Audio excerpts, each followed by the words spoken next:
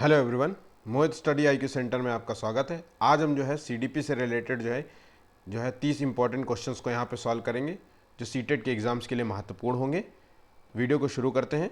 Video पसंद आए तो प्लीज़ चैनल को लाइक सब्सक्राइब ज़रूर कीजिएगा, अपने दोस्तों से ज़रूर शेयर कीजिएगा ताकि वो भी जो है इस तरीके के वीडियोज़ का लाभ ले सकें।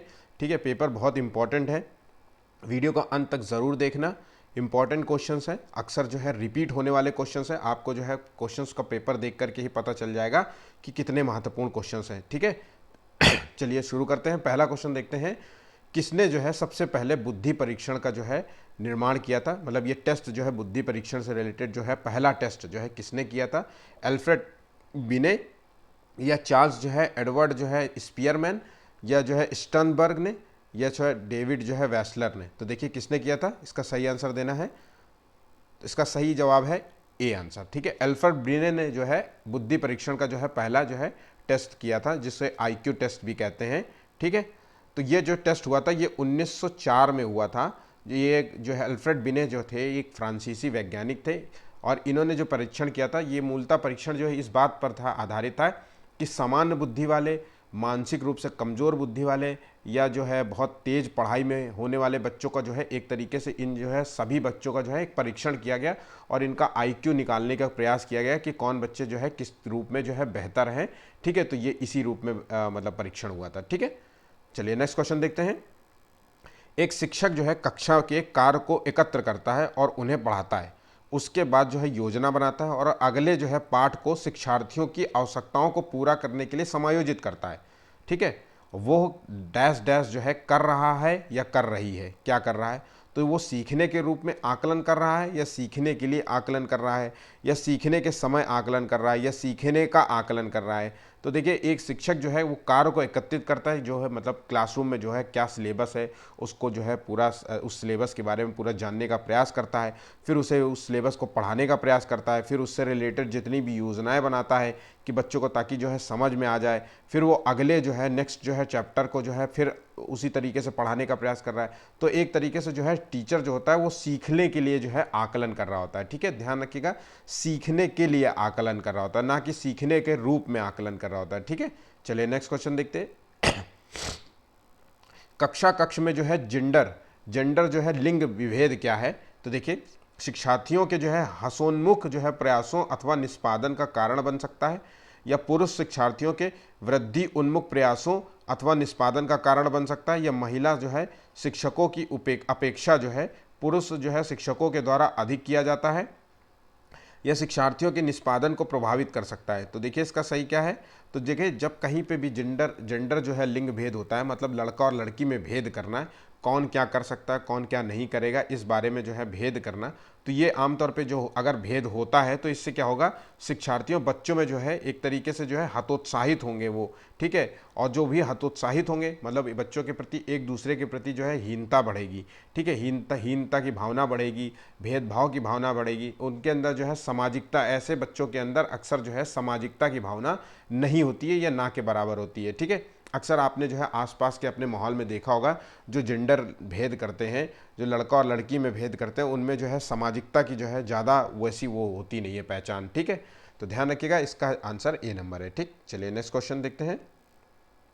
निशुल्क और अनिवार्य बाल जो है शिक्षा अधिनियम, एक सेकेंड, बाल शिक्षा अधिनियम जो है अधिकार जो है 2009 जो है दिव्यांग, ध्यान रखना है यहाँ पे दिव्यांग बच्चों की बात कही जा रही है, दिव्यांग बच्चों की जो है निशुल्क शिक्षा के अधिकारों को सुनिश्चित करता है। ठीक है, देखिए सामान्य बच्चों के लिए जो है एक शिक्षा जो है अधिनियम पारित किया गया था। ठीक है, जो 6 से 14 वर्ष की थी, ध्यान रखिएगा सामान्य बच्चों के लिए 6 से 14 वर्ष की जो है निःशुल्क शिक्षा की बात कही गई थी, लेकिन यहाँ पे जो है दिव्यांग बच्चों की बात कही जा रही है। तो उन बच्चों के लिए जो है निःशुल्क शिक्षा के अधिकारों को सुनिश्चित जो है किस वर्ष से किस वर्ष तक है। तो देखिए इसका सही आंसर है 6 से 18 वर्ष तक के बच्चों के लिए है। ठीक है, ध्यान रखिएगा 6 से 18 वर्ष के। और ये शिक्षा अधिनियम जो है ये 1 अप्रैल, ये भी आपको याद रखना है, कई बार जो है पूछा जा सकता है, 1 अप्रैल 2010 को जो है पूरे देश में लागू किया गया था, पूरे देश में लागू किया था, लेकिन पूरे देश में जम्मू कश्मीर राज्य को छोड़कर, ध्यान रखिएगा 1 अप्रैल 2010 को जम्मू कश्मीर राज्य को छोड़कर जो है पूरे देश में लागू कर दिया गया था। चलिए नेक्स्ट क्वेश्चन देखते हैं। प्रकृति जो है पोषण विवाद निम्नलिखित में से जो है किससे संबंधित है। तो प्रकृति पोषण का क्या मतलब है, प्रकृति से द्वारा एक चीज निर्धारित हो रही है और एक समाज के द्वारा पोषण, मतलब जहां पोषण तो समाज में ही होगा ना, ठीक है, तो वातावरण में होगा। तो देखिए ये विवाद किससे संबंधित है, व्यवहार या फिर जो है वातावरण से, या वातावरण एवं जीव विज्ञान से संबंधित है, वातावरण एवं पालन पोषण से, आनुवंशिकता और जो है वातावरण से संबंधित, मतलब हेरिडिटी और इन्वायरमेंट के परस्पर जो है क्रियाकलाप से जो होता है डेवलप, व्यक्ति का जो है डेवलपमेंट होता है। तो ध्यान रखिएगा यहाँ हेरिडिटी का जो संबंध है वो प्रकृति से है, ध्यान रखिएगा प्रकृति से, और यहाँ पोषण का जो संबंध है वो है वातावरण से, ठीक है। ध्यान रखिएगा जो बच्चे का जो है पोषण उसी वातावरण में होगा जिस वातावरण में वो रहता है। मान लीजिए अच्छा वातावरण मिलेगा तो बच्चे का पोषण जो है स्तर भी अच्छा होगा, अमीर गरीब होगा तो उसका पोषण स्तर जो है दोनों रूप से अलग होगा। उसी तरीके से हेरिडिटी जो है प्रकृति पर निर्भर, मतलब नेचर पे है। अब नेचर जो है माता पिता के जो है जीन जिस तरीके से होंगे वही उनको मिलेंगे, ठीक है। अगर माता पिता के जो है जेनेटिक्स जो है अच्छे हैं, शारीरिक हष्टपुष्ट हैं, बौद्धिक रूप से सक्षम हैं, अच्छे हैं, इंटेलिजेंट हैं, तो बच्चे में भी जो है कहीं ना कहीं उसके जो है आनुवांशिकी जो है गुण वो भी अच्छे मिलेंगे। तो इसका आंसर डी नंबर है। गौर से इस चीज़ को, बहुत फैक्चुअल चीज़ों को समझ लीजिएगा, ठीक है। मानव विकास डैश डैश है, क्या है मानव विकास, ठीक है। तो देखिए मानव विकास देखिए बहुत सिंपल सा क्वेश्चन है, बहुत बार रिपीट होता है, हम सभी को पता है कि जो है मानव का जो विकास होता है वो निरंतर चलता रहता है, निरंतर चलता रहता है, जन्म से लेके एक तरीके से जो है गर्भ, जन्म से क्या ले सकते हैं इसका, विकास की प्रक्रिया तो गर्भ में ही प्रारंभ हो जाती है, गर्भ से शुरू होती है और जो है मृत्यु तक चलती रहती है, उसके टॉम्ब तक चलती रहती है, ठीक है, कब्र तक चलती रहती है। तो ये निरंतर चलती रहती है।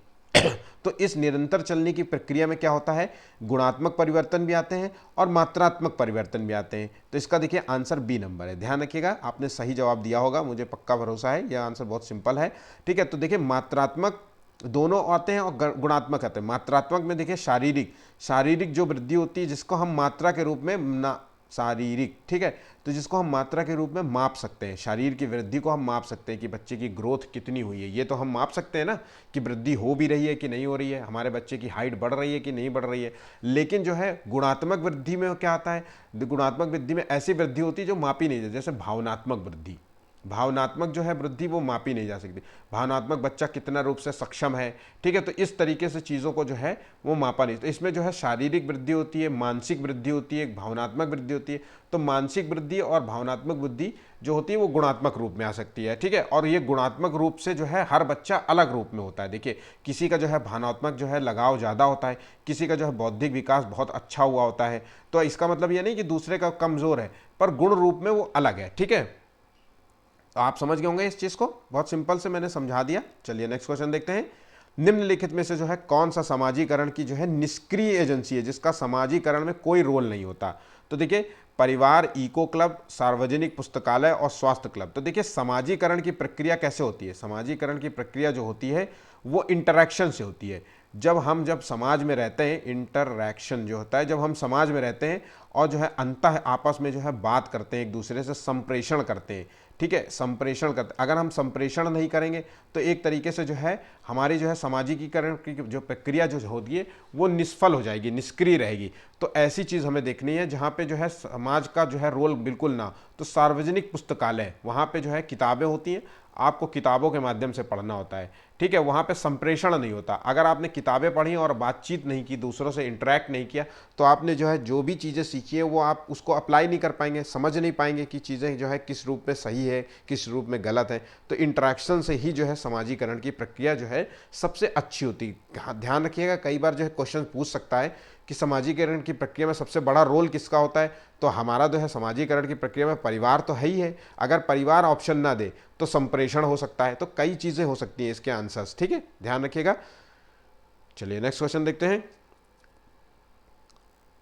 संज्ञानात्मक विकास निम्न में से जो है किसके द्वारा समर्थित होता है। तो देखिए संज्ञानात्मक विकास का मतलब है बौद्धिक विकास से मतलब है, ठीक है। तो देखिए उन गतिविधियों को प्रस्तुत करना जो पारंपरिक पद्धतियों को सुदृढ़ बनाती हैं, या एक समृद्ध और विविधतापूर्ण जो है वातावरण उपलब्ध कराना, या एक सहयोगात्मक की अपेक्षा वैयक्तिक जो है गतिविधियों पर अधिक ध्यान केंद्रित करना, या जितना जो है संभव हो उतनी आवृत्ति से संगत और सुनियोजित जो है परीक्षाओं का आयोजन करना। तो देखिए इसका सही आंसर क्या है, संज्ञानात्मक विकास जो है किसके द्वारा समर्पित होता है? इसका सही आंसर है बी नंबर। एक समृद्ध और विविधतापूर्ण वातावरण उपलब्ध करा करके ही जो है हम बच्चे का जो है संपूर्ण जो है संज्ञानात्मक विकास कर सकते हैं। ठीक है,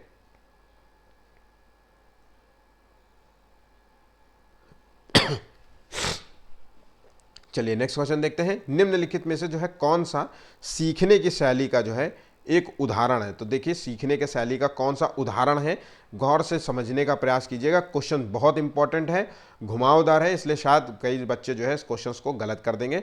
देखिए संग्रहण, स्पर्श संबंधी या तथ्यात्मक जो है सीखने का एक उदाहरण है, या चाक्षुष। तो देखिए सीखने की जो कला होती है इसका सही आंसर है डी नंबर। ध्यान रखिएगा, जिसने भी डी मार्क किया है उसने सही से इस चीज को जान लिया है क्या है। देखिए सीखने का कला, चाक्षुष का मतलब है नेत्र द्वारा सीखना, देख कर सीखना, नेत्र से सीखना। ठीक है, नेत्र से सीखना, चाक्षुष का मतलब है नेत्र से सीखना। और सीखने की कला थोड़ी तबीयत नहीं सही है 2 दिन से, इसीलिए मैं वीडियो बना नहीं पा रहा था। ठीक है, आज थोड़ी तबीयत ठीक हुई तो मैं कोशिश कर रहा हूँ वीडियो बनाने की। ठीक है, अगर ये थोड़े से खांसियाँ सी आए तो उसको ज़रा अवॉइड कर लीजिएगा आप लोग। तो देखिए सीखना जो होता है वो नेत्र से सीखना होता है। ठीक है, जब किसी कार्य या व्यवहार को जब हम जो है देख कर सीखते हैं, ध्यान रखिएगा, किसी कार्य या व्यवहार को हम देख कर सीखने का प्रयास करते हैं, तो ये जो है सीखने की जो पद्धति होती है सबसे बेस्ट मानी जाती है। हमने मान लीजिए कि हम एक नौसिखिया है और हमने किसी कार्य को देखा और हमने उससे देख करके जो है उसके माध्यम से जो है सीखने का प्रयास किया, तो ये सर्वोच्च विधि होती है। इसमें जो है बच्चा जो है पूर्ण रूप से इन्वॉल्व होता है। ध्यान रखिए चक्षुष में जो है नेत्र शैली में जो है पूर्ण, आप अगर गौर से नहीं देखेंगे तो जो है उस चीज़ को कार्य को संपूर्ण नहीं पूरी तरीके से कर पाएंगे। देखने के साथ साथ समझने की भी क्षमता होनी चाहिए। भाई देखना है, याद रखना भी तो है कि उस चीज़ को, तो ध्यान रखिएगा ये। ठीक है, तो इसमें जो है बच्चा जो है चक्षुष में जो है स्वयं से देखता है और फिर स्वयं से जो है कार्य करने का प्रयास करता है। तो ध्यान रखिएगा इसका डी आंसर है। ठीक है, डैश डैश जो है प्रेरणाएं अनुभूतियों के संतुष्टिकरण की अवस्थाओं तक पहुंचने और व्यक्तिक जो है लक्ष्यों को प्राप्त करने की आवश्यकता को जो है संबोधित करती है। ए जो है भावनात्मक, संरक्षण उन्मुखी, सुरक्षा उन्मुखी और प्रभावी। तो देखिए इसका सही आंसर क्या है? तो देखिए भावनात्मक जो है प्रेरणाएं, ध्यान रखिएगा इसका आंसर है ए नंबर। भावनात्मक जो है प्रेरणाएं अनुभूति के संतुष्टिकरण की अवस्थाओं तक पहुंचने और व्यक्तिगत जो है लक्ष्यों को प्राप्त करने की जो है आवश्यकताओं को संबोधित करती है। ठीक है, ध्यान रखिएगा एक भावनात्मक जब व्यक्ति होता है, ठीक है, ये व्यक्ति जो है लक्ष्य को प्राप्त करने के लिए प्रेरित, भावनात्मक क्या होता है, व्यक्ति को जो है एक तरीके से इंटरनल ऊर्जा प्रोवाइड करता है। ठीक है, वो इंटरनल जो है ऊर्जा प्रोवाइड करता है, वो व्यक्ति को जो है लक्ष्य पाने के लिए प्रेरित करता है। ठीक है, ये बच्चे जो ये भावनात्मक जो है चीज़ें किसके अंदर हुआ, पूर्ण रूप से मैच्योर व्यक्ति के अंदर होती है। ठीक है, जिसको सही और गलत की, देखिए भावनात्मक जो है वो पॉजिटिव भी हो सकती है, निगेटिव हो सकती है। भावनात्मक किसी ने आपको झाड़ के पेड़ में चढ़ा दिया, आप चढ़ करके जो है कार्य करने लग गए, तो एक तरीके से जो है आप ना निगेटिव भावनात्मक चीज़ों को लेकर के आपने कार्य करने की, तो आपका लॉस हो जाएगा कहीं ना कहीं।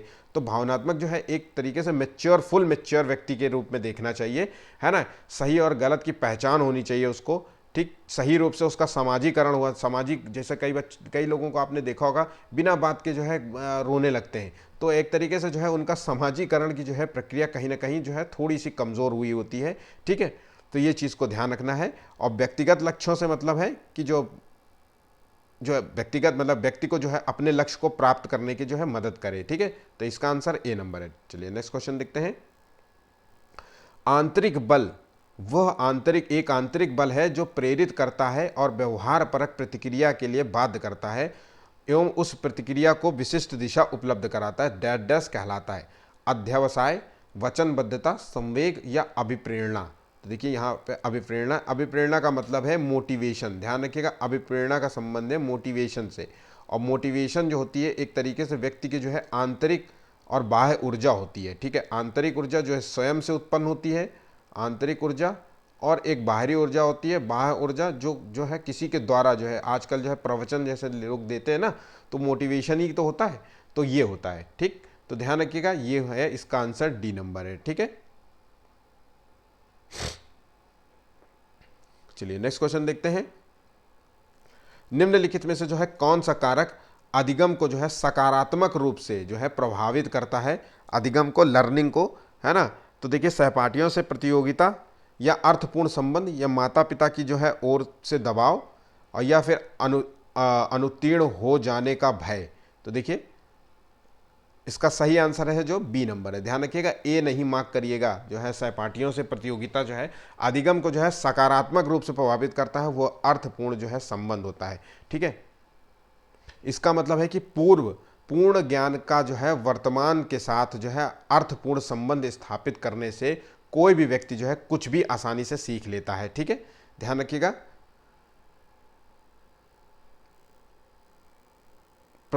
प्रतिभाशाली विद्यार्थियों को डैश डैश से जुड़े प्रश्नों पर अधिक समय देने के लिए कहा जाता है। क्यों कहा जाता है? तो उनकी समझ विकसित करने के लिए कहा जाता है, या विश्लेषण से जुड़े प्रश्नों के लिए जो है अधिक समय, या सृजन, या स्मरण। तो देखिए इसका सही आंसर है सी नंबर। ध्यान रखिएगा, इसका आंसर है सी नंबर, सृजन से जुड़े जो है प्रश्नों पर जो है अधिक समय। इससे क्या होता है? सृजन मतलब क्रिएटिविटी, क्रिएटिव करना, कुछ नया बनाने की जिज्ञासा। इससे जो है बच्चे की जो है बौद्धिक जो है प्रतिभाशाली बच्चों में अंदर जो है कहीं ना कहीं उसके बौद्धिक विकास जो है अच्छा होता है और उनका बेहतर होता है। ठीक है, क्योंकि वो नई चीज़ों को जो है डेवलप करने में, नई प्रश्नों को जो है हल करने में जो है समय लगाते हैं। ठीक, तो इसमें जितना समय वो उसमें लगाएंगे उतना ही उनका जो है सोच बेहतर होगी। चलिए नेक्स्ट क्वेश्चन देखते हैं। निम्नलिखित में से जो है कौन सा कौशल संवेगात्मक जो है वृद्धि से संबंधित है? ध्यान रखिएगा, कौन सा कौशल जो है संवेगात्मक वृद्धि से संबंधित, मतलब संवेगात्मक वृद्धि का मतलब है इमोशन से। ध्यान रखिएगा, इमोशनल इंटेलिजेंस से बात कही जा रही है। ठीक है, इमोशंस। ठीक है, गतिक प्रक्रमण, समानुभूति देना, विचार करना, याद करना। तो देखिए इसमें से कौन सा है? इमोशंस क्या है? ठीक है, एक अंदर के भाव हैं। ठीक, तो भाव क्या होते हैं? वो अच्छे बुरे, है ना, कुछ प्रेरित करते हैं लोगों को। तो ये सारे इमोशंस है ना, जैसे प्रेम का इमोशंस हो गया, ठीक है, गुस्से का, ये सारे इमोशंस है। क्रोध हो गया, है ना, प्रेम हो गया, है ना, डर हो गया, ये सारी चीज़ें इमोशंस पे आधारित हैं। ठीक, तो देखिए ये आधारित है समानुभूति पे। समानुभूति का मतलब होता है, इसको अगर इंग्लिश में देखें तो इम्पैथी। ध्यान रखिएगा, इम्पैथी। कई बार जो है देखिए इम्पैथी और दो शब्द होते हैं, इम्पैथी होती है और एक होता है सिंपैथी। दोनों का मीनिंग जो है कहीं ना कहीं थोड़ा सा बस चेंज है। सिंपैथी में होता है कि मान लीजिए दूसरे का जो है, मान लीजिए कि दूसरे के जो, मान लीजिए किसी के अंदर जो है कोई घटना हुई है, तो उसको जो है मान लीजिए उस घटना को जो है समझने का प्रयास करना और उसके दर्द को जो है कम करने का प्रयास करना दूसरे व्यक्ति को। हमारी जो है सहानुभूति है आपके साथ। ठीक है, तो इस तरीके से जो है घटनाएं होती हैं, मतलब उसके दर्द को बस महसूस नहीं करना है। एक तरीके से हम जो है उसको जो है कोशिश करते हैं कि हमारी तुम्हारी सहानुभूति है, भावनात्मक रूप से सहानुभूति है। ठीक है, जो हुआ वो गलत हुआ, इस तरीके से बातें होती हैं सिंपैथी में। लेकिन जब इम्पैथी की बात हो रही होती है, इसको मैंने मिटा दिया है। ठीक है, तो देखिए जब यहाँ पे बातें होती है इम्पैथी, समानुभूति, सहानुभूति होता है एक इम्पैथी। ठीक है, जब इम्पैथी की बात हो रही होती तो यहाँ पे जो होता है, ध्यान रखिएगा,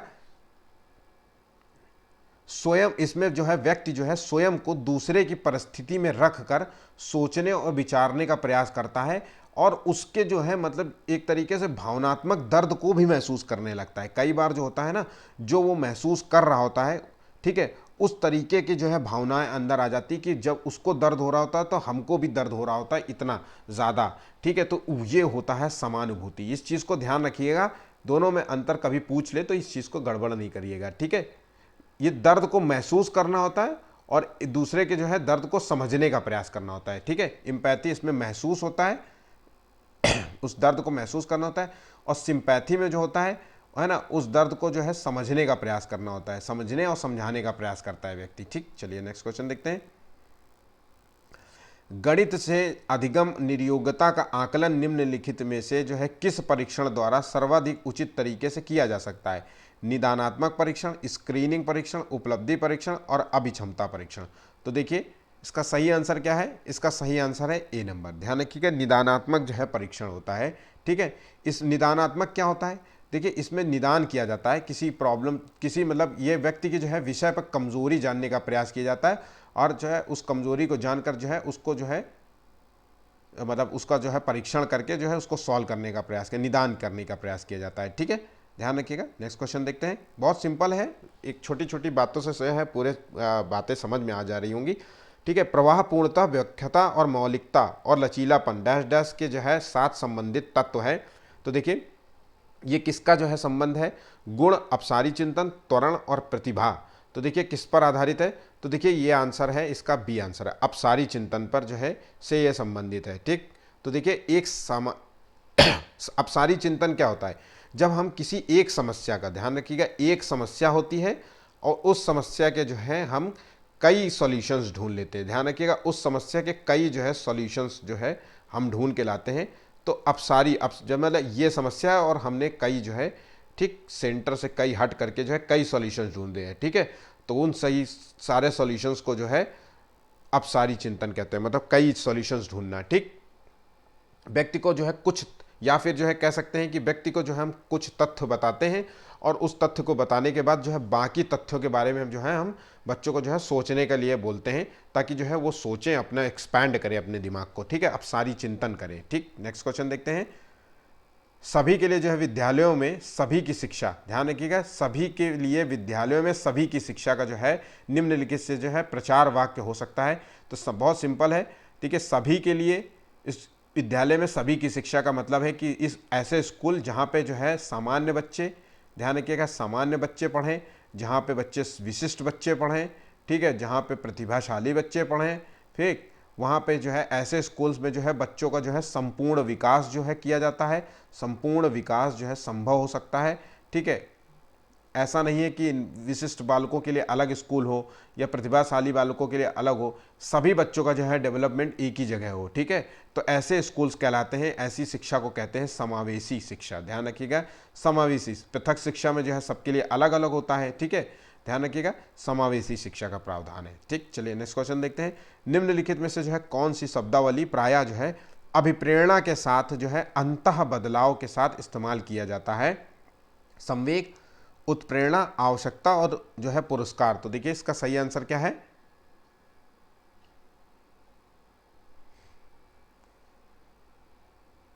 तो इसका सही आंसर है आवश्यकता। ध्यान रखिएगा, अभिप्रेरणा के साथ जो है अंतः बदलाव के साथ जो है इस्तेमाल किया जाता है आवश्यकता। ठीक है, आवश्यकता मतलब अभिप्रेरणा जो होता है हमें लक्ष्य को प्राप्त करने में जो है मदद करता है। ध्यान रखिएगा, अभिप्रेरणा जो होती है जिसे कहते हैं मोटिवेशन, ध्यान रखिएगा, इसी को कहते हैं मोटिवेशन। ठीक है, और ये होती है एक तरीके से ऊर्जा, जो व्यक्ति को जो है कुछ हासिल लक्ष्य को प्राप्त करने में मदद करती है। ध्यान रखिएगा, ऊर्जा जो होती है वो पॉजिटिव हो सकती है, निगेटिव से होती है। मतलब कोई गलत कार्य करने के लिए मोटिवेट करे तो आपको गलत कर देंगे, तो वो गलत मोटिवेशन हो सकता है। तो ध्यान रखिएगा, पॉजिटिव और निगेटिव दोनों हो सकती है ऊर्जा। ठीक, तो ध्यान रखिएगा, ये एक तरीके से हमें लक्ष्य प्राप्त करने में मदद करती है। ठीक है, और आवश्यकता क्या होता है, आवश्यकता जो होती है, हम जब किसी चीज़ की आवश्यकता, जब हमें कोई चीज़ की आवश्यकता होती है, हम उसकी पूर्ति के लिए जो है हम मोटिवेटेड होते हैं और उस चीज़ के लिए हम मेहनत करते हैं। ठीक है, तो ध्यान रखिएगा, ये उस रूप में, दोनों रूप में काम करती है। तो इसका आंसर जो है सी नंबर है। ठीक, निम्नलिखित में से जो है कौन सा स्टर्नबर्ग की जो है बुद्धि के त्रिस्तरीय सिद्धांत का एक रूप है? तो देखिए, प्रायोगिक बुद्धि, गणितीय बुद्धि, संसाधन पूर्ण बुद्धि और व्यवहारिक बुद्धि। तो स्टर्नबर्ग की बुद्धि जो है, तो इसका सही आंसर क्या है, इसका डी आंसर है। ध्यान रखिए, स्टर्नबर्ग ने जो है त्रिबुद्धि का सिद्धांत दिया था, त्रिस्तरीय जो है सिद्धांत दिया था, यहाँ लिखा हुआ है। तो इस त्रिस्तरीय सिद्धांत क्या है, इसको देख लेते हैं। एक थी प्रासंगिक बुद्धि, ध्यान रखिएगा, प्रासंगिक बुद्धि, प्रासंगिक जो है बुद्धि, ठीक, जिसे कहते हैं प्रैक्टिकल। हम, अगर आपको ये ना पता हो, प्रैक्टिकल इंटेलिजेंस, इसमें क्या होता है, इसमें जो है किसी सूचना का सही इस्तेमाल करना होता है, उस सूचना का सही इस्तेमाल करके अपना काम जो है निकालना होता है, अपना काम कंप्लीट करना होता है। दूसरी जो होती है, जिसका नाम दिया हुआ है, ये है व्यवहारिक बुद्धि। ठीक है, ध्यान रखिएगा, ये व्यवहारिक बुद्धि है और इस बुद्धि को कहते हैं एक्सपेरिमेंटल। ध्यान रखिएगा, एक्सपेरिमेंटल जो है, एक्सपेरिमेंटल इंटेलिजेंस। ठीक है, तो ये इंटेलिजेंस होता है। इस एक्सपेरिमेंटल में क्या होता है कि हम केवल अनुभव के आधार पर जो है कुछ करते हैं, कुछ सीखने का प्रयास करते हैं। और जो तीसरी बुद्धि होती है उसको कहते हैं घटकीय, घटकीय, या फिर जो है इसके कई नाम होते हैं, घटकी बोलते हैं या फिर एनालिटिकल, एनालिटिकल जो होता है इंटेलिजेंस होता है। ठीक है, जिसे कैसे विश्लेषणात्मक जो है बुद्धि, ये बुद्धि क्या होती है, घटकीय, और एनालिटिकल जो होता है ये अमूर्त बुद्धि पर आधारित होता है, सोच पर आधारित होता है। ठीक है, तो ध्यान रखें, तीनों याद आप कर लीजिए, तीनों पॉइंट आप याद रखिएगा, भूलिएगा नहीं। ठीक, 1 वर्ष तक जो है शिशु जब आंख कान हाथों से सोचते हैं तो जो है निम्नलिखित में से जो है कौन सा स्तर जो है इसमें शामिल होता है। तो देखिए, जीन पियाजे के जो है 4 अवस्थाएं हैं, ध्यान रखिएगा। 4 अवस्थाओं में से पहली जो अवस्था होती है जिसे कहते हैं इंद्रिय जो है जनिक जो है गामक स्तर, जिसे कहते हैं sensory motor skill, sensory motor जो होती है, इसे कहते हैं संवेगात्मक जो है भी कहते हैं। ठीक है, इसमें जो है बच्चा जो है स्पर्श, हाथ पैर होठों के माध्यम से जो है मतलब सोचता है। ठीक है, ध्यान रखिएगा। चलिए नेक्स्ट क्वेश्चन देखिए, ये स्तर जो होता है 0 से 2 वर्ष का स्तर होता है। ठीक है, चलिए नेक्स्ट क्वेश्चन देखिए, वाइगोस्की के जो है सिद्धांत में विकास के जो है निम्नलिखित में से जो है कौन से पहलू की उपेक्षा की गई है। ठीक है, तो ध्यान रखिएगा कौन सा नहीं है, ध्यान रखिएगा। वाइगोस्की ने जो कौन सा सिद्धांत दिया था, सामाजिक सांस्कृतिक सिद्धांत प्रस्तुत किया था। ठीक है, व्यक्ति का जो है डेवलपमेंट समाज और संस्कृति के परस्पर अंतःक्रिया से होता है। ठीक है, और एक और उसमें था जिसको शामिल किया था भाषा के। ठीक, तो ध्यान रखिएगा इसमें जैविक जो है प्रावधान नहीं शामिल है। ठीक है, ध्यान रखिएगा सांस्कृतिक, भाषाई और सामाजिक, इन तीनों के माध्यम से व्यक्ति का जो है विकास संभव होता है। ठीक है, चलिए नेक्स्ट क्वेश्चन देखिए, ग्रेड अंकों से जो है कैसे अलग है। ये जो है प्रश्न निम्नलिखित में से जो है किस प्रकार के प्रश्नों से संबंध रखता है। तो देखिए, विश्लेषणात्मक, समस्या समाधान, मुक्त अंक और अपसारी जो है प्रश्नों से अलग। तो इसका सही आंसर है ए नंबर। ध्यान रखिएगा, ग्रेड जो है अंकों से जो है किस तरीके से अलग, ये विश्लेषणात्मक रूप से अलग है। ग्रेडिंग से के माध्यम से जो है, ध्यान रखिएगा, ग्रेडिंग के माध्यम से सतत और समग्र मूल्यांकन किया जाता है बच्चे का, और अंकों के माध्यम से क्या होता है, अंक जो होता है हमें जो है रट्ट तोता बनाते हैं। ठीक है, ध्यान रखिएगा, रटकर जो है आधारित होते हैं। ठीक, तो दोनों चीज़ें विश्लेषण रूप में अलग है। ठीक है, चलिए नेक्स्ट क्वेश्चन देखते हैं। रिया कक्षा में जो है पिकनिक जो है तय करते हुए ऋषभ से सहमत नहीं है। ठीक है, वो सोचती है कि बहुमत के अनुकूल बनाने के लिए नियमों का संशोधन किया जा सकता है। यह सहपाठी विरोध पियाजे के अनुसार जो है निम्नलिखित में से किससे संबंधित है। तो देखिए, संज्ञानात्मक अपरिपक्वता, सहयोग की नैतिकता, प्रतिक्रिया और विषमांग नैतिकता। तो इसका सही आंसर है बी नंबर। ध्यान रखिएगा, इसका सही आंसर है सहयोग की नैतिकता पर आधारित है। ठीक, चलिए नेक्स्ट क्वेश्चन देखते हैं। वे शिक्षक जो है विद्यालय आधारित आकलन के अंतर्गत कार्य करते हैं। तो देखिए, उन्हें प्रत्येक शिक्षार्थियों को प्रत्येक विषय में परियोजना कार्य देना पड़ता है। यह शिक्षार्थियों के मूल्यों और अभिव्यक्तियों का आकलन करने के लिए योजना उनका जो है सूक्ष्म अवलोकन करते हैं, अव्यवस्था के लिए जो है स्वामित्व की भावना रखते हैं, और उन पर जो है अधिक कार्य का बोझ रहता है, क्योंकि उन्हें सोमवार की परीक्षा सहित जो है अक्सर परीक्षा लेनी होती। तो देखिए, इसका बिल्कुल सिंपल है, वह शिक्षक जो विद्यालय आधारित जो है आकलन जो होता है उसके अंतर्गत कार्य करते हैं, वो है व्यवस्था के लिए स्वामित्व की भावना रखते हैं। ध्यान रखिएगा, इंपॉर्टेंट क्वेश्चन है, कई बार आ चुका है। ये जो है स्वयं जिम्मेदार होने की भावना इनमें आती है इस कार्य के प्रति जो है।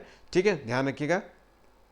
नेक्स्ट क्वेश्चन देखिए, एल्बर्ट बंडूरा के सामाजिक अधिगम सिद्धांत के अनुसार निम्नलिखित में से जो है कौन सा सही है। तो देखिए, सही है कौन सा, बच्चों के जो है सीखने के लिए मॉडलिंग का एक मुख्य तरीका है, या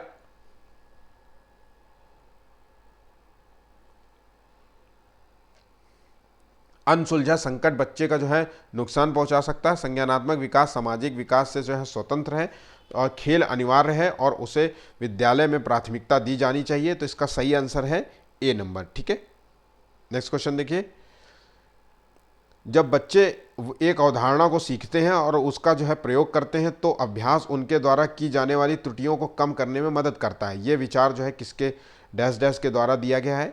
तो देखिए, 4 ऑप्शंस दिए हैं, पियाजे, वाटसन, वाइगोस्की और थॉर्नडाइक। तो देखिए, इसका सही आंसर है डी नंबर। ध्यान रखिएगा, थॉर्नडाइक का है सिद्धांत। ठीक, सीखने के सिद्धांत पर आधारित है, और इन्होंने जो है बिल्ली पर टेस्ट किया था। ध्यान रखिएगा, ये भी आपको याद रखना है, बिल्ली पर इन्होंने टेस्ट किया था, और ट्रायल एंड एरर का सिद्धांत जो है इसी पर आधारित है, ट्रायल एंड एरर। ठीक है, प्रयास और त्रुटि। सिद्धांत चित्र डैश डैश के द्वारा जो है नवीन अवधारणाओं की समझ बढ़ाते हैं। तो देखिए, सही आंसर बताना है, विशिष्ट जो है मतलब विशिष्ट विवरण पर एकाग्रता केंद्रित करने, या फिर जो है अध्ययन के लिए शैक्षणिक विषय वस्तु की प्राथमिकता तय करने, या तर्कपूर्ण ढंग से सूचनाओं को व्यवस्थित करने की योग्यता को बढ़ाने, या विषय जो है क्षेत्रों के बीच जो है ज्ञान के स्थानांतरण। सही जवाब देना है। तो देखिए इसका सही आंसर है सी नंबर। ध्यान रखिएगा, तर्कपूर्ण ढंग से जो है सूचनाओं को एकत्रित करने की योग्यता बढ़ाने पर आधारित है। ठीक है।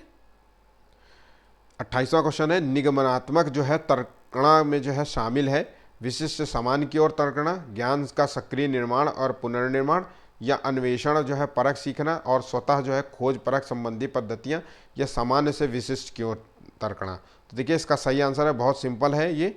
ठीक है, इसका सामान्य से विशिष्ट की ओर तर्कणा होता है। शिक्षक जो है छात्रों के सामने पहले जो है आमतौर पे जो है सामान्य जो है नियम प्रस्तुत करते हैं और इसके बाद जो है उदाहरण के रूप में जो है उस नियम की सत्यता के बारे में बताते हैं। ठीक है, तो सामान्य से विशिष्टता की ओर जाता है। ठीक है।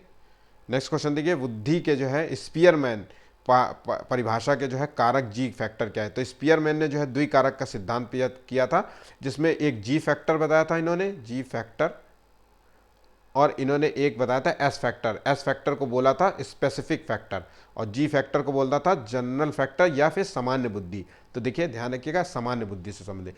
जनरल फैक्टर जो होता है जो हर व्यक्ति में होता है। ठीक है, एक ऐसा कार्य जो हर व्यक्ति कर लेता है। ठीक, और एक स्पेसिफिक फैक्टर होता है जो किसी विशिष्ट जो है योग्यता वाले व्यक्ति के अंदर ही होता है। ठीक है, कुछ खास प्रकार के गुण होते हैं जो कुछ प्रकार के खास ही लोग कर पाते हैं। ठीक है, चलिए नेक्स्ट क्वेश्चन देखते हैं। सीखने के लिए आकलन जो है किस पर आधारित है। तो ये अभिप्रेरणा को बढ़ावा देता है, या अलग करने और रैंक जो है देने के प्रयोजन के लिए होता है।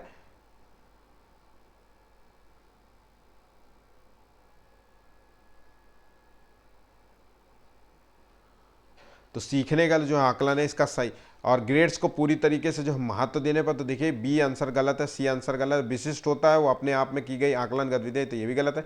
अभिप्रेरणा को जो है बढ़ावा देता है। ठीक है, ध्यान रखिएगा, इसका आंसर है। एक शिक्षक को जो है व्याख्यान पर अधिक जो है ध्यान देना चाहिए और जो है ज्ञान के लिए जो है आधार उपलब्ध कराना चाहिए।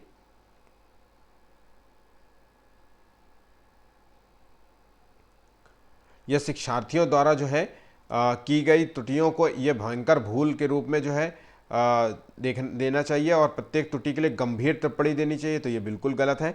ये एक से कई बार कितनी गलतियों से बचता है मतलब ये भी गलत है। जब शिक्षार्थी विचारों को जो है संप्रेषित करने की कोशिश कर रहे हों तो उन्हें जो है ठीक नहीं करना चाहिए।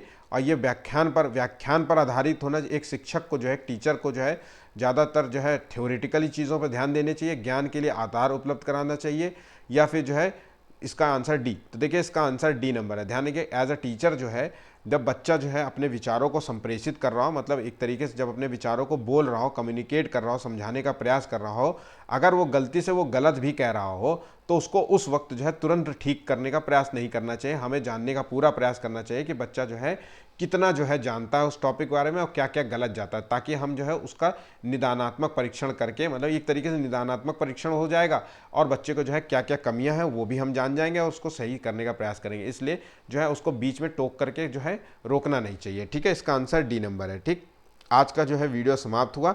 वीडियो पसंद आया तो प्लीज़ चैनल को लाइक और सब्सक्राइब ज़रूर कीजिएगा। मेरी तबीयत नहीं सही थी, 2 दिन से वीडियो नहीं बना पाया इसी की वजह से, क्योंकि जो है बीमार थे हम लोग, तो इसकी वजह से जो है थोड़ा सा जो है वीडियो बनाने में दिक्कत हो रही है अभी भी। ठीक, तो आज का वीडियो बहुत मतलब टफ सिचुएशन में बना है, पर इंपॉर्टेंट क्वेश्चंस है, बहुत ज़्यादा इंपॉर्टेंट है। इन क्वेश्चंस को ज़रूर ध्यान रखिएगा। ठीक, आज के लिए बस इतना ही। धन्यवाद।